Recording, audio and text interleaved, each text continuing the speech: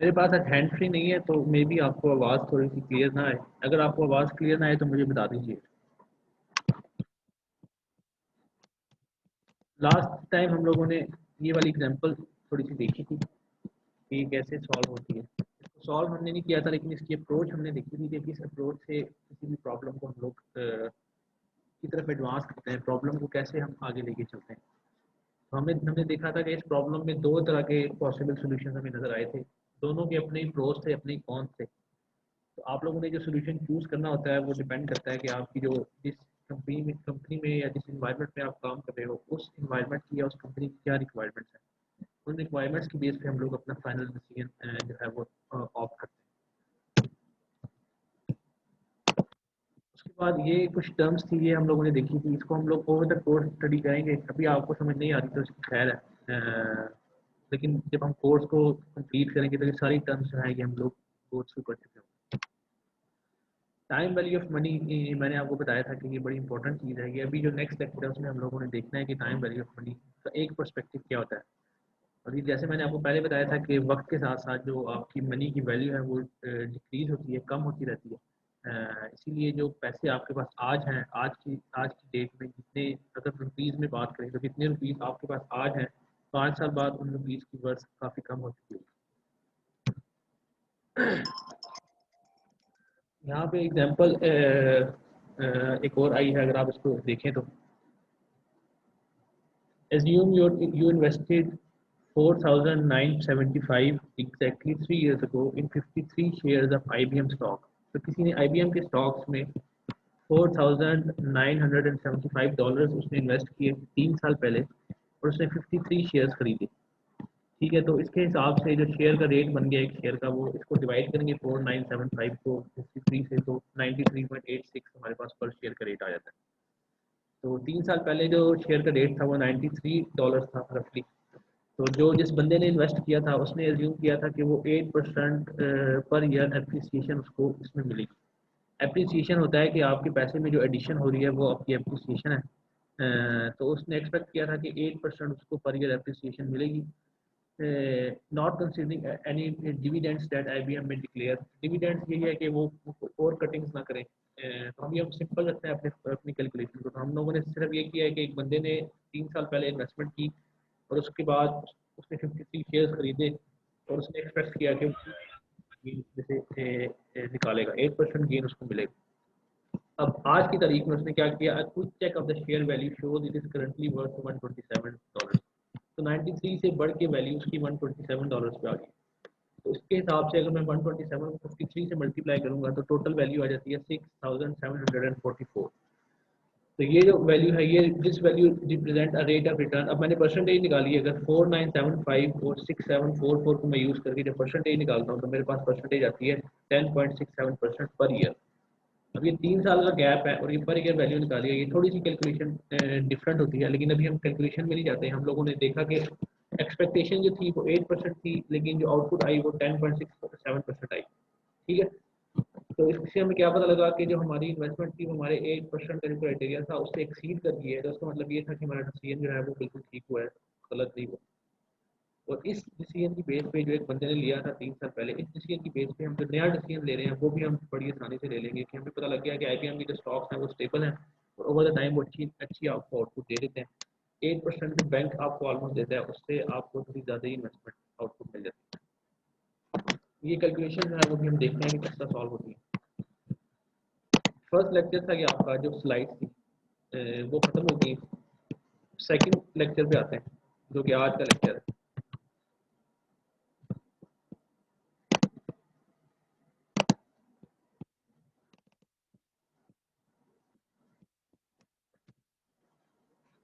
तो यहाँ पे हम लोगों ने देखना है कि इंजीनियरिंग इकोनॉमिक स्टडी में क्या क्या चीज़ें इन्वॉल्व होती हैं। ये जो प्रॉब्लम सॉल्विंग होती है, एज ए इंजीनियर आप लोगों को पता है कि जब भी हम प्रॉब्लम सॉल्व करते हैं तो उसके कुछ ना कुछ स्पेसिफिक स्टेप्स होते हैं जो हर प्रॉब्लम पे अप्लाई होते हैं। तो वही जो स्टेप्स आपने इंजीनियरिंग में स्टडी किए हैं वही स्टेप्स आपने यहाँ इकोनॉमी में भी अप्लाई करने हैं।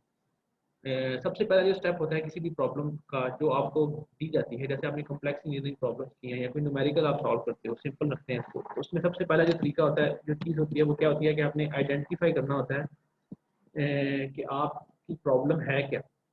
जो प्रॉब्लम आपने सॉल्व करनी है वो प्रॉब्लम असल में है क्या, किस चीज़ का सोल्यूशन आप निकाल रहे हो, आपके ऑब्जेक्टिव्स क्या हैं, फाइनली आपने क्या चीज़ कैलकुलेट करके निकालनी है। तो अगर किसी को ये नहीं पता होगा कि इस प्रॉब्लम के एंड पे उसने क्या चीज़ एज आउटपुट निकालनी है, एज आउटपुट उसने क्या चीज़ सॉल्व करके जिसने आपको प्रॉब्लम असाइन किया उसको वो आउटपुट देनी है, तो फिर आपको पता ही नहीं कि क्या प्रोसीजर आपको अडॉप्ट करना चाहिए। तो ये वही बात है कि आप पेपर दे रहे हो और आपके पास एक न्यूमेरिकल आया और आपको समझ ही नहीं आ रही कि न्यूमेरिकल में सॉल्व क्या करना है, और आप बैठ के उसमें सब चीज़ें सॉल्व करने बैठ जाओ, तो फिर आपका सारा पेपर एक ही प्रॉब्लम सॉल्व करने में निकल जाएगा। पहला जो स्टेप होता है वो यही होता है कि हम लोग क्या करते हैं, हम लोग उसकी प्रॉब्लम को आइडेंटिफाई करते हैं, प्रॉब्लम को समझते हैं और देखते हैं कि हम लोगों ने उस प्रॉब्लम से अचीव क्या करना है, उसके ऑब्जेक्टिव्स क्या हैं हमारे, जो उस प्रॉब्लम को सॉल्व करने के बाद हम लोगों ने अचीव करने हैं। सेकंड स्टेप में ऑब्वियसली वही होता है कि जो हमारे पास डेटा अवेलेबल होता है, जैसे आपकी मैकेनिक्स ऑफ मटीरियल्स की सपोर्ट की प्रॉब्लम है, तो उसमें हम लोग देखते हैं कि डेटा क्या है। अगर आपके पास एक बीम है तो बीम की लेंथ क्या है, बीम का क्रॉस सेक्शनल एरिया क्या है, फोर्सेस कहाँ पे लग रही हैं, डिग्री ऑफ फ्रीडम्स क्या क्या है उसके ऊपर। तो ये आपका डेटा होता है, जो अवेलेबल डेटा होता है आपके पास, जिसकी बेस पे आप प्रॉब्लम को सॉल्व करते हो। तो सेकंड स्टेप में प्रॉब्लम आइडेंटिफाई करने के बाद हम लोग क्या करते हैं, डेटा को कलेक्ट करते हैं, जो रेलिवेंट हो डाटा है, जो हमारे काम का हो। इकोनॉमिक्स में क्या है कि डाटा आपके पास रेडिली अवेलेबल नहीं होता, जैसे आपको इंजीनियरिंग प्रॉब्लम में सामने सामने डेटा दिया होता है, तो आपको डेटा खुद से कलेक्ट करना होता है, खुद से ढूंढना होता है, और ये भी डिसाइड करना होता है कि कौन सा डेटा है वो आपके लिए यूजफुल है, कौन सा डेटा है जो आपके लिए यूजफुल नहीं है। जैसे अभी हमने आईबीएम की एग्जांपल देखी है, अगर मैं आईबीएम के शेयर्स में शेयर्स खरीदने के बारे में सोच रहा हूँ, या आपकी कंपनी आईबीएम के शेयर्स खरीदने के बारे में सोच रही है, तो उसको आईबीएम के शेयर से रिलेटेड ही डाटा ढूंढना पड़ेगा, क्योंकि वही डाटा आपके लिए रेलिवेंट होगा। अगर आप आईबीएम के बजाय किसी और कंपनी के, माइक्रोसॉफ्ट के या एप्पल के शेयर्स की हिस्ट्री को बैठ के स्टडी करोगे, तो उसका आपको कोई फायदा नहीं है, क्योंकि वो डाटा आपके लिए रेलिवेंट है ही नहीं। नेक्स्ट स्टेप में हम लोगों ने क्या करना है, हमने रियलिस्टिक कैश फ्लो एस्टिमेट करने हैं कि कैश फ्लो कहाँ कहाँ पे हो रहा है। ठीक है। Identify an economic measure of worth criterion for decision making. अब जो कैश फ्लोज हम लोगों ने एस्टिमेट करने हैं, उससे पहले भी एक स्टेप होता है जो हमें डिफरेंट अल्टरनेटिव्स बताता है कि कौन से अल्टरनेटिव हमारे पास अवेलेबल हैं। उन सारे अल्टरनेटिव्स का आपने कैश फ्लो करना है।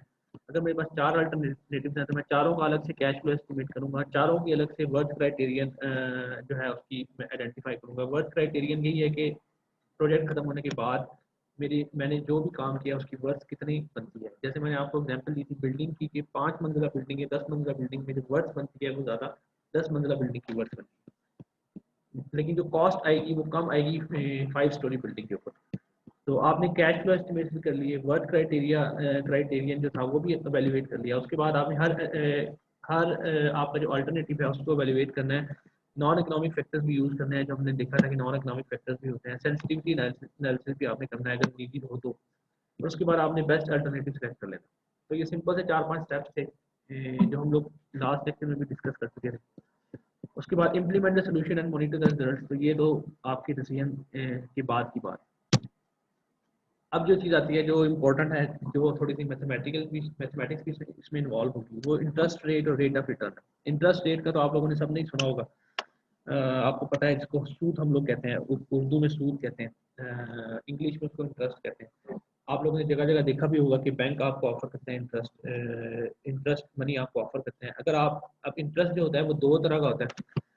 पहले हम देखते हैं इंटरेस्ट होता क्या है। Interest is the manifestation of the time value of money. तो अगर हम लोग जो गोरों की डेफिनेशन है उसको देखें, अपनी डेफिनेशन जिसको हम सूद कहते हैं उसके उससे हट के देखें, जो टेक्निकली डेफिनेशन यूज होती है इंटरेस्ट की, वो होती है टाइम वैल्यू ऑफ मनी की। कि वक्त के साथ साथ आपकी मनी की जो वैल्यू डिक्रीज हो रही है, उसके हिसाब से आपको उतने पैसे दिए जाते हैं ताकि आपके जो पैसों की वैल्यू है वो मेंटेन रहे।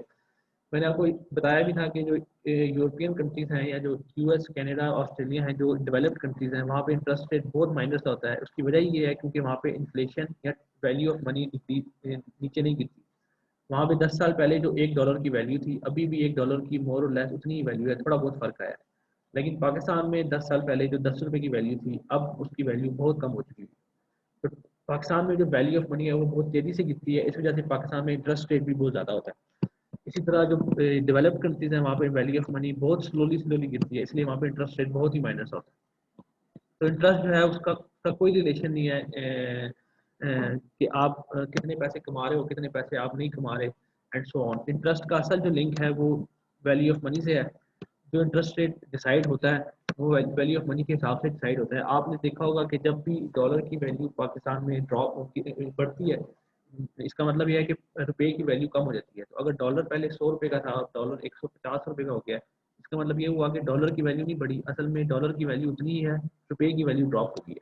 तो जब जब रुपए की वैल्यू ड्रॉप होती है तब तब इंटरेस्ट रेट जो होते हैं बैंक्स के वो बढ़ जाते हैं, क्योंकि वैल्यू ऑफ मनी जब गिरती है तो ऑटोमेटिकली इंटरेस्ट रेट को बढ़ना चाहिए। इंटरेस्ट जो है वो वैल्यू ऑफ मनी से लिंक हुआ हुआ है डायरेक्टली इनडायरेक्ट।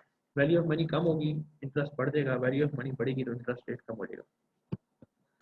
कंप्यूटेशनली सॉल्व किस तरह करेंगे हम लोग? Interest is the difference between an ending amount of money and the beginning amount. तो स्टार्ट में जितने पैसे थे आपके पास उसको हम लोग माइनस करेंगे, एंड में जितने पैसे थे आपके पास या एंड में जितने पैसे थे आपके पास उसको माइनस करेंगे स्टार्ट में जितने पैसे थे आपके पास, तो वो आपका इंटरेस्ट रेट होता है। If the difference is zero और negative there is no interest. तो अगर आपका डिफरेंस है वो जीरो हो तो इसका मतलब है कि जीरो इंटरेस्ट है, अगर नेगेटिव हो तो उसको हम लोग इंटरेस्ट अर्न की कैटेगरी में नहीं डालेंगे, उसको इंटरेस्ट पेड की कैटेगरी में डालेंगे। इसको हम लोग देखते हैं कि फार्मूला क्या होता है। तो सिंपल सा फार्मूला है कि आपके पास एंड में जितने पैसे थे आपने वो माइनस कर दिए, स्टार्ट में जितने पैसे थे तो आपके पास इंटरेस्ट आ जाता है। दो कैटेगरीज हैं सिंपली, आपको पता भी है, interest paid, interest earn. Interest paid वो होता है कि अगर आप किसी से लोन लेते हो, जो असल में सूद का कॉन्सेप्ट था, जो यहूदियों वाला जो दौर था हज़रत सल्लल्लाहु अलैहि वसल्लम का, तब से जो चलता आ रहा है कि यहूदी सूद के ऊपर कर्जा दिया करते थे। तो वो यही था कि वो आपको पैसे देते थे और आप जो लोग थे, सॉरी आपको तो नहीं देते, जो लोग थे उनको पैसे देते थे और उनसे ज़्यादा पैसे वापस लेते थे। तो वो उनका जो एंडिंग अमाउंट था, बिगिनिंग अमाउंट था, वो कम था और एंडिंग अमाउंट ज़्यादा था। तो ending amount minus beginning amount को जब हमने माइनस किया तो पता लगा कि जितना पैसे उन्होंने एक्स्ट्रा दिए हैं वो उनका इंटरेस्ट होता है। तो इंटरेस्ट अर्न में क्या होता है कि आपने कम पैसे, इंटरेस्ट अर्न जो किया वो जिसने कर्जा दिया है वो इंटरेस्ट अर्न कर रहा है। अगर आप बैंक में पैसे रख रहे हो तो आप इंटरेस्ट अर्न कर रहे हो, तो आपकी बिगिनिंग अमाउंट है वो कम है और एंडिंग अमाउंट है वो आपकी ज़्यादा है। ठीक है, तो ये सिंपल से एक पिक्चर आपको समझ आ जाएगी कि जो बोरोवर है, जो पैसे बोरो कर रहा है, जो उधार ले रहा है, वो बैंक से लोन ले रहा है और वापस जो है वो पेमेंट के साथ साथ इंटरेस्ट भी पे कर रहा है। ठीक है, तो जो इन आ रहा है बंदे के पास, उसकी पॉकेट में आ रहा है, वो सिर्फ लोन आ रहा है, लेकिन जो पॉकेट से बाहर जा रहा है वो रीपेमेंट है और साथ उसका इंटरेस्ट भी है। लेकिन अगर वो क्या कर रहा है, वो इन्वेस्टर जो है वो पैसे इन्वेस्ट कर रहा है, तो वो लोन किसी कॉरपोरेशन को दे रहा है, या सपोज आप कह लो बैंक को लोन दे रहा है, और बैंक जब उसको वापस करेगा तो ऑब्वियसली वो पेमेंट के साथ साथ उसको इंटरेस्ट भी थोड़ा सा वापस करेगा।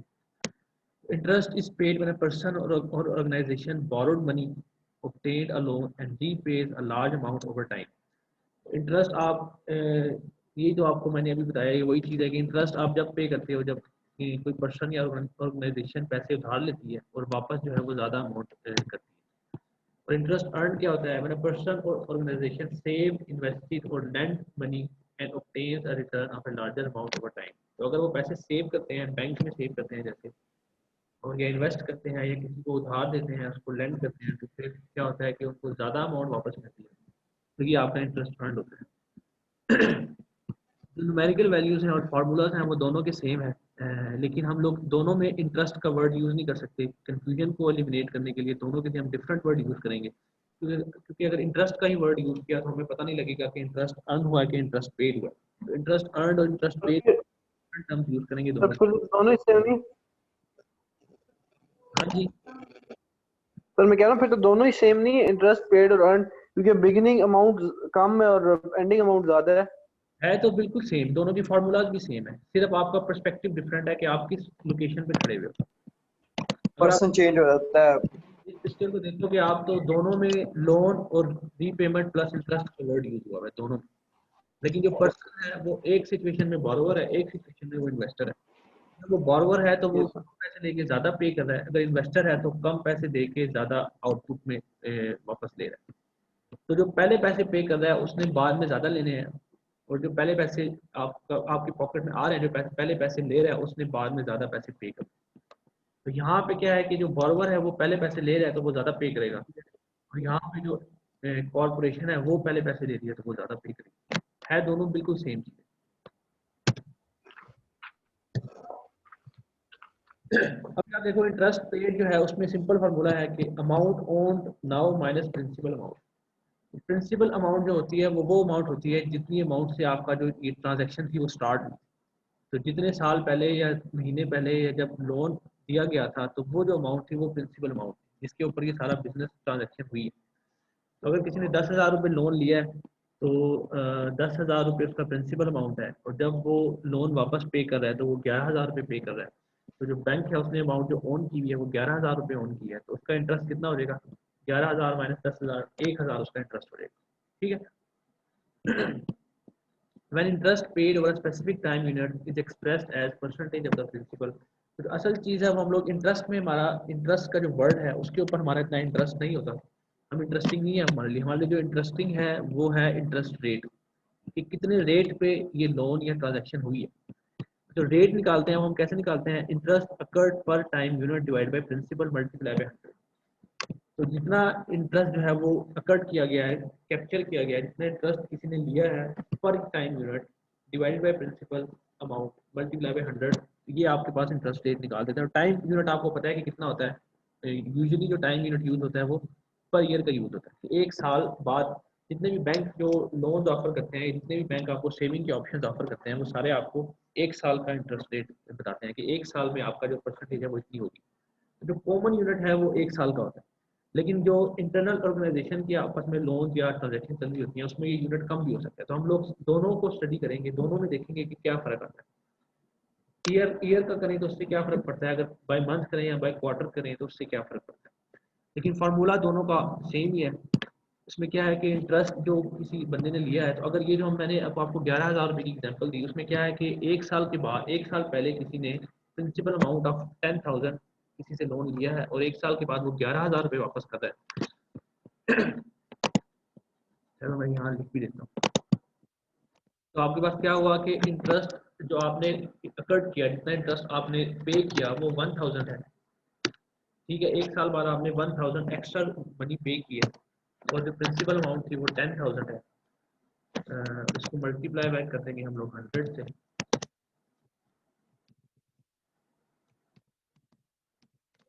तो 1,000 डिवाइड बाई 10,000, ये आपके पास जो परसेंटेज आती है वो 10% आ जाती है। इसका मतलब ये हुआ कि अगर किसी ने 10,000 रुपये दिए हैं और वो 11,000 रुपये साल बाद वापस कर रहा है, तो वो 10% इंटरेस्ट रेट पे वो पर ईयर वो रुपीज़ वापस कर रहा है, वो पैसे 10% पर ईयर पे वापस कर रहा है। ठीक है, तो ये सिंपल सा फार्मूला है। अगर एक साल के लिए कैलकुलेट करें तो, अगर आप ज़्यादा के लिए कैलकुलेट करें तो ये कॉम्प्लेक्स हो जाता है, लेकिन वो भी हम लोग नहीं कर रहे आज के लेक्चर में। हम लोग सिर्फ इसको समझ रहे हैं कि इंटरेस्ट रेट होता क्या है। उसके बाद time is the interest period. यहाँ पे जो टाइम यूनिट है ना, ये जो टाइम है ये इंटरेस्ट पीरियड है कि कितने पीरियड में आप लोगों ने ये इंटरेस्ट रेट निकाला। जो मैंने आपको बताया है कि ये ईयरली भी हो सकता है, जो कि कॉमनली यूज होता है पर ईयर के लिए, ये मंथली भी हो सकता है, ये क्वार्टरली भी हो सकता है, ये ओवर 5 ईयर भी हो सकता है, ओवर 10 ईयर्स भी हो सकता है। छोटी सी एग्जांपल है, an employee at laserkinetics.com borrows 10,000 on May 1 and must repay a total of 10,700 exactly 1 year later। तो उसने 10,000 रुपये का लोन लिया है एक यकम मई को, और उसने एक साल के बाद 10,700 रुपये वापस करने हैं। तो हमें सीधा सीधा पता लग गया कि टोटल इंटरेस्ट जो है वो कितना पे कर रहा है। आपके पास जो अमाउंट ओन्ड है वो 10,700 है और जो प्रिंसिपल अमाउंट है वो 10,000 है। हमें पता लग गया कि जो इंटरेस्ट पे हुआ है वो 700 रुपये पे हुआ। ठीक है, तो 700 रुपये उसने एक साल में पे किया है। अब हम देखते हैं कि परसेंटेज कितनी है। तो जो इंटरेस्ट उसने पे किया ओवर द ईयर वो 700 है, प्रिंसिपल अमाउंट जो है वो 10,000 है।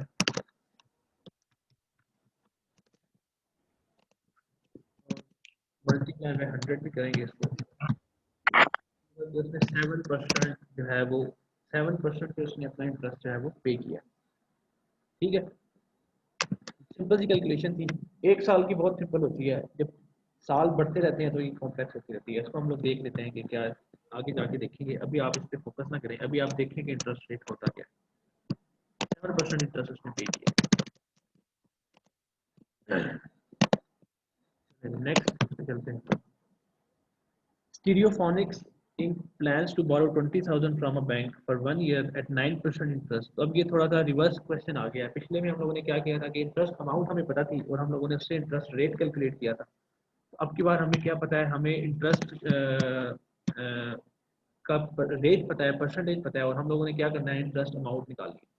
तो ये भी सिंपल कैलकुलेशन है। जब आपको इंटरेस्ट रेट पता है तो फिर आप क्या करोगे, फार्मूला जो है हमारे पास, कोई फार्मूला अप्लाई करते हैं जो हमें बताता है परसेंटेज जो है वो 9% अगर हो इज इक्वल टू इंटरेस्ट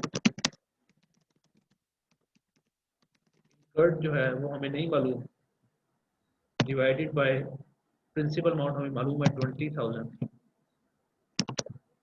ठीक है, इधर ब्रैकेट लगा लेते हैं और इसको मल्टीप्लाई करेंगे हम लोग। ठीक है, तो आपने कैलकुलेट क्या करना है, आपने इंटरेस्ट जो पे किया है वो कैलकुलेट करना है।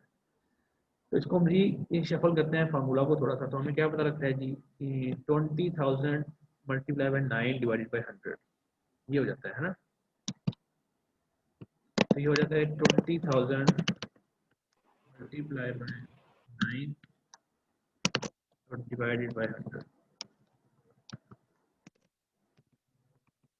Divided by 100। इसको मैं सिंप्लीफाइड फॉर्म में लिखूँ अगर, जिसमें मैं इस वाले जो परसेंटेज है इसको मैं 100 से जोड़ दूँ, तो ये फार्मूला सिंपली क्या बन जाएगा, प्रिंसिपल अमाउंट। सर 1800 आंसर आएगा। 1800।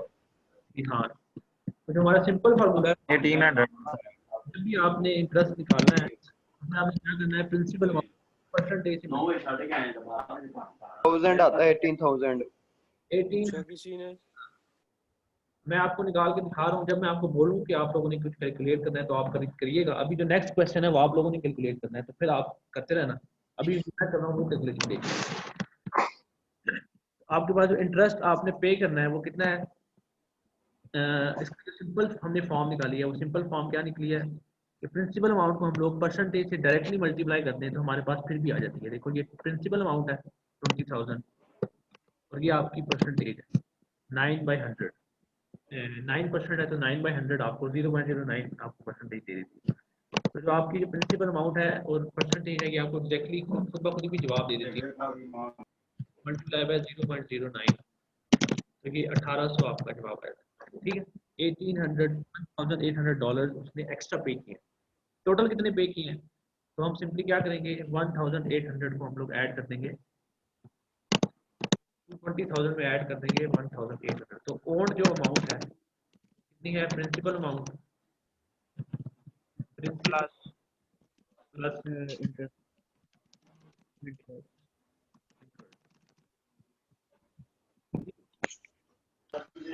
21,800। तो ये आपके पास 20,000 प्लस 1,800 आ गया, तो ये आपके पास आ जाएगा 1,800। तो अभी हमने जिस तरह इस वाले का एक शॉर्टकट फार्मूला निकाल लिया कि हम लोगों ने इंटरेस्ट अगर निकालना हो तो डायरेक्टली इस सिंपल फार्मूला से आप निकाल सकते हैं, ये पूरी कैलकुलेशन करने की जरूरत नहीं है। तो जो आपने पे करना है टोटल अमाउंट उसका भी बड़ा आसान सा तरीका है। अगर मैं इसी फार्मूला में इसको इनकॉर्पोरेट करूँ, दोबारा से हम लोग करते हैं, तो आपके पास जो ओन्ड अमाउंट है वो क्या होती है, principal amount plus interest paid. हमने देखा था कि जो ओन्ड अमाउंट है, जो इंटरेस्ट पेड है सॉरी, इसके बराबर होता है प्रिंसिपल अमाउंट, प्रिंसिपल की स्पेलिंग लिखो, प्रिंसिपल ये होना चाहिए है ना, मैं एयर वाला लिखता हूँ बार बार, principal multiply by interest rate. ठीक है, तो ये हम लोगों ने देखा था कि इंटरेस्ट पेड जो हमने निकाला था वो क्या था, principal amount multiply by interest rate. और अगर उसमें मैं प्रिंसिपल ऐड करूँ तो मेरे पास ओन अमाउंट आ जाती है कि टोटल कितनी पे की। यहाँ पे अगर मैं प्रिंसिपल जो अमाउंट है उसको कॉमन ले लूँ, प्रिंसिपल अमाउंट मैंने कॉमन ले लिया, क्या आंसर आता है 1 प्लस इंटरेस्ट रेट। ठीक हो गया। तो अगर मैंने डायरेक्टली ही टोटल अमाउंट जो पे करनी है वो निकालनी है तो उसका ये फार्मूला है, principal into 1 plus interest rate. इस केस में क्या होगा, ओन अमाउंट क्या हो जाएगी, प्रिंसिपल अमाउंट हमारे पास 20,000 इंटू 1 प्लस 0.09। अब इसको सॉल्व करें कैलकुलेटर में, क्या आंसर आता है, own is equal to 20,000 multiply by 1.09। तो आप देखोगे कि ये भी जो आंसर है ना ये एग्जैक्टली सेम आता है।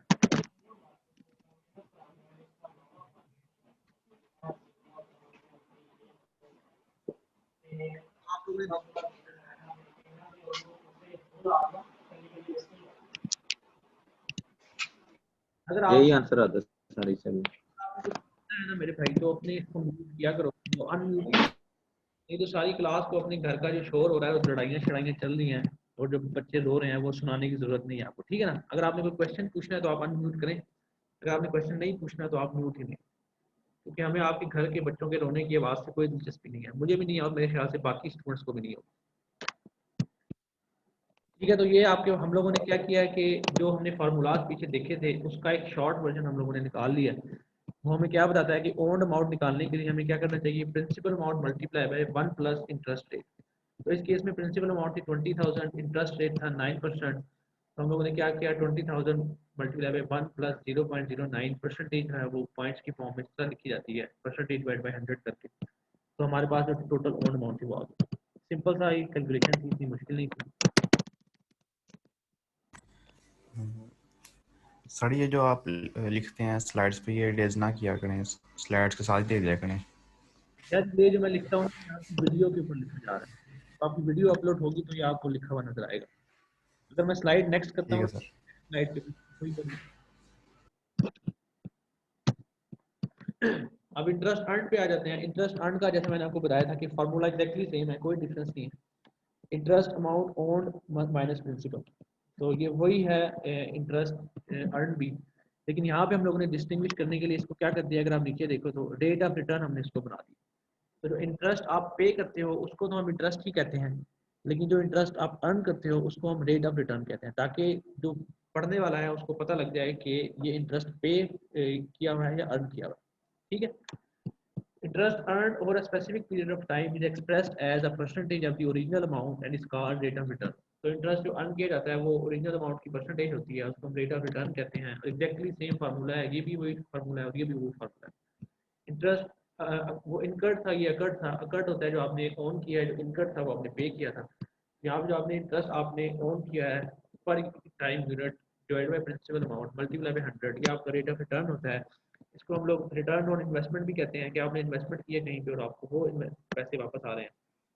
और इसका फार्मूला भी सेम है, इसका टाइम यूनिट भी वही होता है, पर ईयर ही हम लोग एक कॉमनली चार्ज करते हैं, लेकिन इसको भी हम लोग चेंज कर सकते हैं पर मंथ, पर क्वार्टर या किसी भी तरह, ठीक है।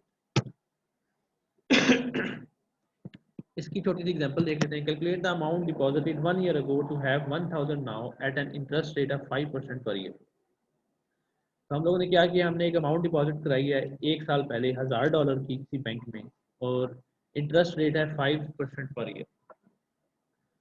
तो हम लोगों ने क्या करना है, नहीं sorry, calculate the amount deposited 1 year ago to have 1,000 now. तो किसी ने 1 साल पहले अमाउंट डिपॉजिट करवाई थी, अब उसके पास $1000 है और उसको इंटरेस्ट रेट जो मिला था वो 5% मिला था। तो अभी आपने निकालना है कि 1 साल पहले उसने कितने पैसे डिपॉजिट करवाए होंगे। अभी ये आप लोगों ने सॉल्व करना है ये वाला सवाल, दोबारा से एक दफ़ा देख लो। $1000 उसके पास अभी हैं, साल पहले उसने कितने जमा करवाए होंगे, 5% इंटरेस्ट रेट है उसके पास। तो आप ये फार्मूला यूज़ करो और मुझे बताओ कि साल पहले उसने कितने पैसे जमा करवाए होंगे। उसने कम पैसे जमा करवाए होंगे ऑब्वियसली, क्योंकि उसको इंटरेस्ट मिला है तो उसके पैसे $1000 होंगे। तो अभी आप सॉल्व करके मुझे इसका आंसर बताएं कि क्या आंसर है। ये फार्मूला है और ये क्वेश्चन है। 950 रुपए करवाए होंगे उसने। क्या चीज? 950 रुपए करवाए होंगे, तो फिर अब 1000 हो गया 1 साल बाद, 5 ईयर के साथ इंटरेस्ट लग गया। 950 रुपए आपने कैसे निकाले? ये आप जो परसेंटेज निकालते हो ना वो आप प्रिंसिपल 952 आपके पास 952 ये फार्मूला यूज करो, इसमें प्रिंसिपल अमाउंट आपने कैलकुलेट करनी है। आपको रेट ऑफ रिटर्न नहीं पता है, ये नहीं पता आपको, सॉरी, लेकिन ये आपको पता है इसका फार्मूला क्या होता है। ये फार्मूला होता है इसका, और मल्टीप्लाई बाय 100 आपने करना है। कैसे करेंगे इसको सॉल्व?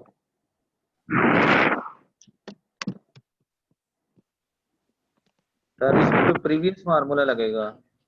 जब देखो सर इसको पास है 5%, फार्मूले के हिसाब से 952 रेट ऑफ रिटर्न है 5%।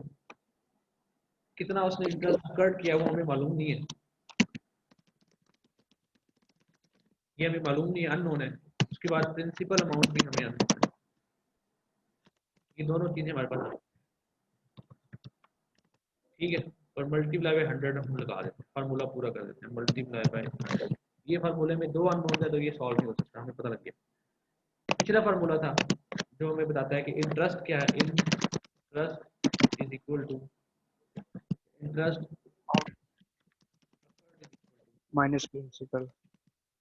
अमाउंट ओन हमें पता है 1000 रुपये ओन किया बस, ठीक है, माइनस प्रिंसिपल अमाउंट हमें यहाँ पे नहीं पता, ठीक है। तो ये दो इक्वेशन बन गई आपके पास और दो अननोन है दोनों। इक्वेशन दो अननोन और दो इक्वेशन को कैसे सॉल्व करते हैं पता नहीं है आपको,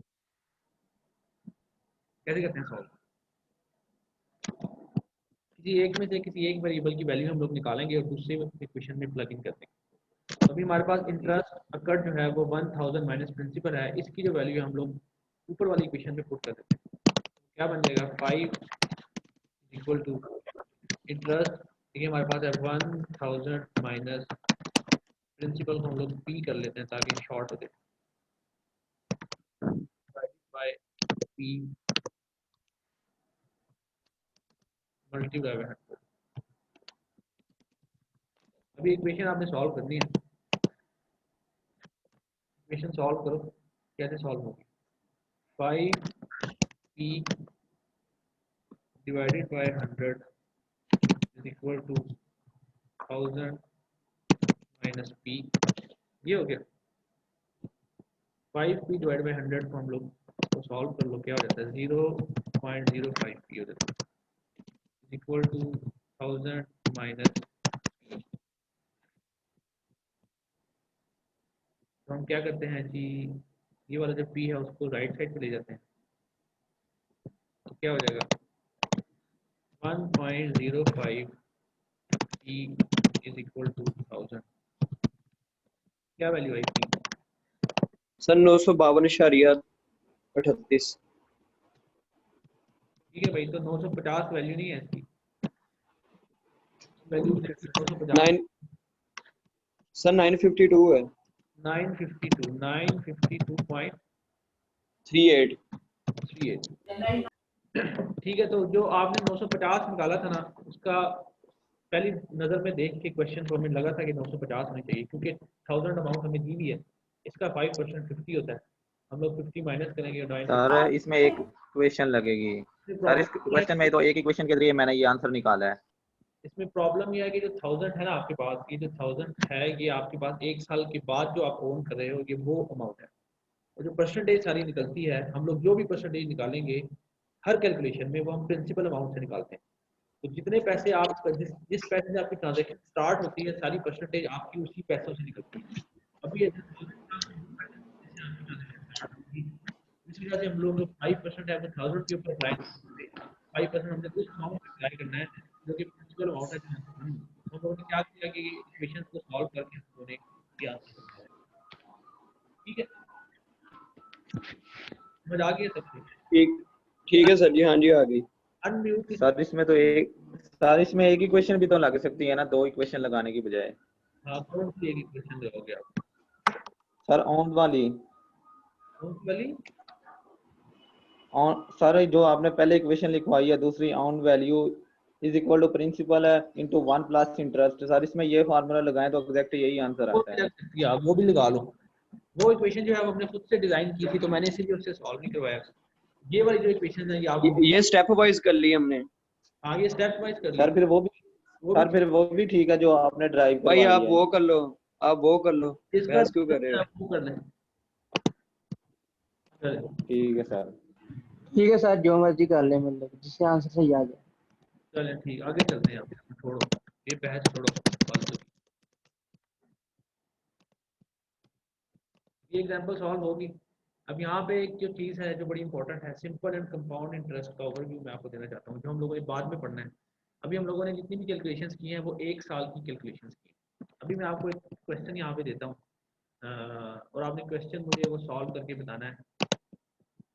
क्वेश्चन ये है जी कि इसकी मैं डेटा आपको प्रोवाइड कर देता हूँ कि प्रिंसिपल अमाउंट जो है वो है $10,000, ठीक है। सिंपल रखते हैं हम लोग अपनी अमाउंट को, डॉलर तो टाइम कितना, $10,000 आपकी प्रिंसिपल अमाउंट है और इंटरेस्ट रेट जो है आपके पास या रेट ऑफ रिटर्न हम लोग क्या लेते हैं, रेट ऑफ रिटर्न जो है वो आपके पास है 7-8% कर लेते हैं पर ईयर, ठीक है। और टोटल ड्यूरेशन जो है वो है 2 ईयर्स का। आपका जो ये लेक्चर है ये खत्म होने लगा है तो इसको दोबारा से ज्वाइन करूँगा, फिर से स्टेटमेंट लिख देता हूँ मैं, तो ये 5 हो जाएगी। 1 मिनट रह गया तो आप दोबारा से ज्वाइन करें, मैं आपको फिर स्टेटमेंट लिख देता हूँ।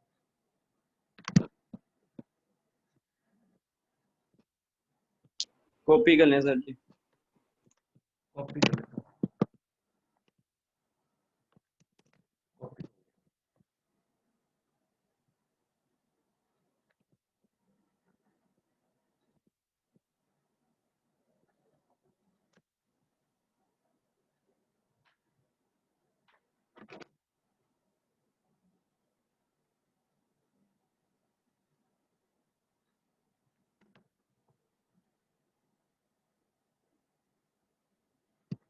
इतना लंबा मिनट यार।